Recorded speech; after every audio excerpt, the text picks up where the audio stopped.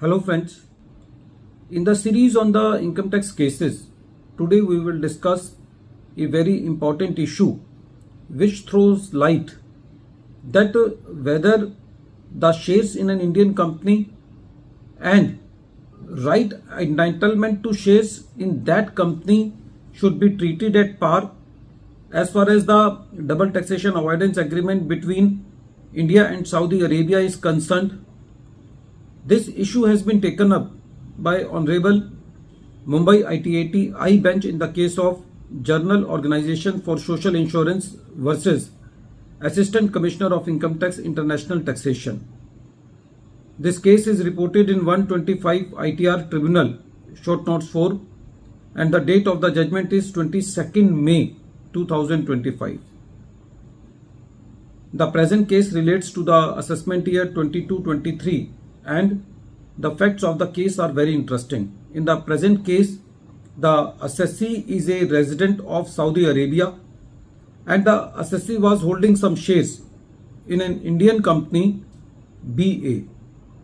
The assessee was given the right to acquire the shares of the company on the basis of the holding of the assessee in the shares of the company BA.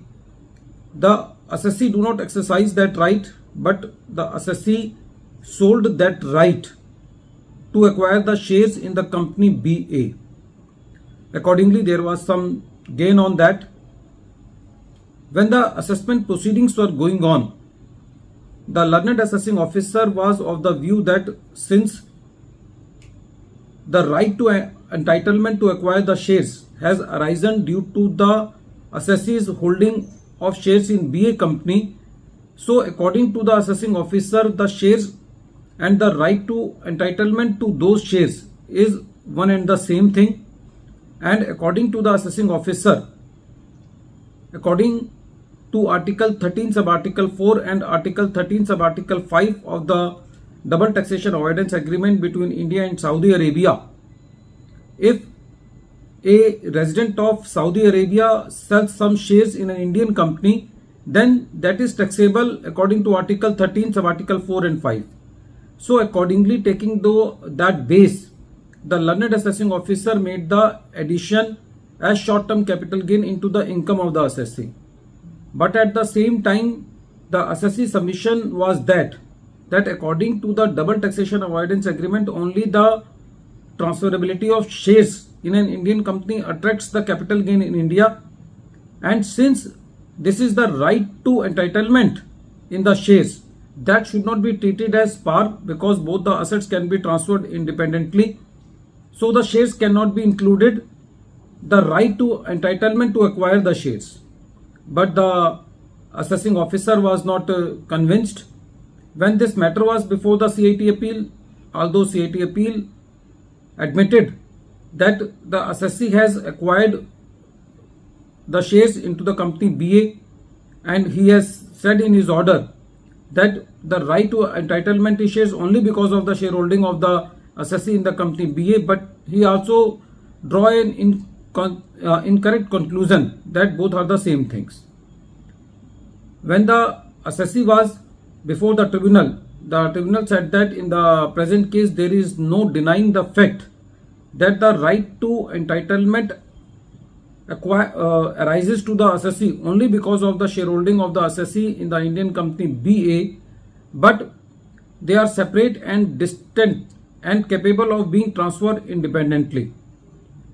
The tribunal said that the meaning of shares cannot be stretched to include the right to entitlement in the shares, and accordingly the tribunal said that although the CIT appeal was correct in his finding that the right to entitlement arises only because of the shareholding into the company BA, but he has also reached to a incorrect conclusion that they are same and they should be treated as par. So as far as the double taxation avoidance agreement between India and Saudi Arabia is concerned, according to Article 13 sub Article 6, only the shares into the Indian company and because of their transfer can be taxed in India only in the resident state according to Article 13 sub Article 6. So in the present case, the right to entitlement to shares and shares should not be treated at par, and hence the tribunal deleted the addition made by the learned assessing officer.